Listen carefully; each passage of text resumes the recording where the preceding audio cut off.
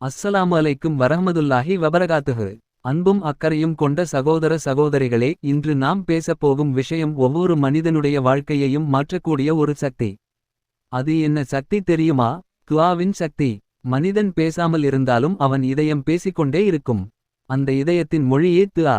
நாம் கேட்கும் எந்த துஆவும் வீணாகாது என்ற நம்பிக்கை ஒரு மூமினின் முதுகெலும்பு போல இருக்க வேண்டும்.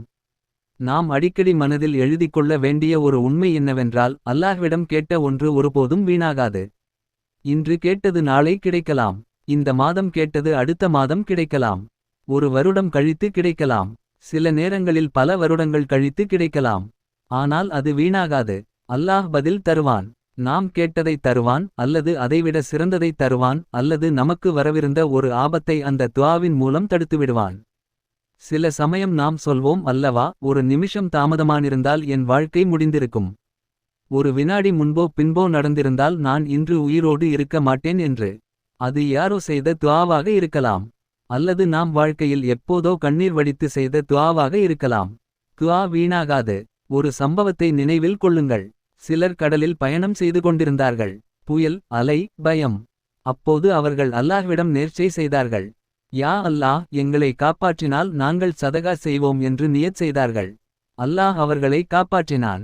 கரையை அடைந்தபின் அந்த நேர்ச்சையை நிறைவேற்ற வேண்டும். மார்க்கம் சொல்வது தெளிவு. நேர்ச்சை செய்துவிட்டால் அதை உடனே நிறைவேற்ற வேண்டும். தாமதம், குறைப்பு, மாற்றம் எதுவும் செய்யக்கூடாது. அல்லாஹ் எவ்வாறு உதவுகிறான் தெரியுமா? எதிர்பாராத வழிகளில் உதவுகிறான். மனிதன் யோசிக்க முடியாத வழிகளில் அவன் கதவுகளை திறக்கிறான். இதை நாம் வரலாற்றில் பலமுறை பார்த்திருக்கிறோம். தாவூத் அலைஹிஸ்ஸலாம் அவர்களின் காலத்தில் நடந்ததாக சொல்லப்படும் ஒரு நிகழ்ச்சி நமக்கு மிகப்பெரிய பாடம். ஒரு ஏழை பெண் அல்லாவின் நீதியைப் பற்றி கேள்வி எழுப்பினாள். அல்லாஹ் அநியாயக்காரனா, நீதிமானா என்று. ஆனால் சில மணி நேரங்களில் அவளுக்கு எதிர்பாராத வழியில் உதவி வந்தது. 1000 தங்க நாணயங்கள் அவளது கையில் வந்தது. ஏன்? அல்லாஹ் அவளை சோதித்தான். பின்னர் உயர்த்தினான். சோதனைக்கு பின்னால் நன்மை மறைந்திருக்கிறது. ஒரு மூமினின் வாழ்க்கை பற்றி முஹம்மது ஸல்லல்லாஹு அலைஹி வஸல்லம் அவர்கள் சொன்னார்கள். மூமினின் நிலை ஆச்சரியமானது. அவனுக்கு நன்மை வந்தால் அவன் சுக்ர் செய்கிறான். அது அவனுக்கு நன்மை. அவனுக்கு துன்பம் வந்தால் அவன் சப்ர் செய்கிறான். அதுவும் அவனுக்கு நன்மை. எனவே மூமினுக்கு இழப்பு இல்லை. எல்லாம் லாபம். இன்று உலகம் கவலையால் நிரம்பியுள்ளது. மன அழுத்தம் மனிதனை உள்மனத்தில் சிதைக்கிறது. ஆனால் குர்ஆன் எதை கற்றுத்தருகிறது? அல்லாஹ் சோதிப்பான். பயத்தால், பசியால், பொருளாதார இழப்பால், உயிர் இழப்பால் சோதிப்பான். ஆனால் பொறுமை காக்கும்வர்களுக்கு நற்செய்தி உண்டு. உம்மு சுலைம் மற்றும் அபூ தல்ஹா ஆகியோர் வாழ்க்கையை நினைத்து பாருங்கள். குழந்தையை அல்லாஹ் எடுத்துக்கொண்டான். ஆனால் அந்த தாய் என்ன சொன்னாள்? கொடுத்தவன் அல்லாஹ், எடுத்துக்கொண்டதும் அவன்தான். எவ்வளவு பெரிய ஈமான்! அந்த பொறுமைக்கு அல்லாஹ் பறக்கத் தந்தான். மீண்டும் நல்ல சந்ததியை அளித்தான். மற்றொரு வரலாறு. உம்மு சலமா அவர்களின் வாழ்க்கை. கணவர் மறைந்தார். தனிமை, துக்கம். ஆனால் அவர்கள் சொன்னார்கள், إنا لله وإنا إليه راجعون. اللهم أجرني في مصيبتي واخلف لي خيرا منها. إنا لله وإنا إليه راجعون. اللهم أجرني في مصيبتي واخلف لي خيرا منها. இந்த துஆவை மனமார சொன்னார்கள். நான் இழந்ததை விட சிறந்ததை தாரும் என்று கேட்டார்கள். யார் அவர்களுக்கு கணவராக கிடைத்தார் தெரியுமா?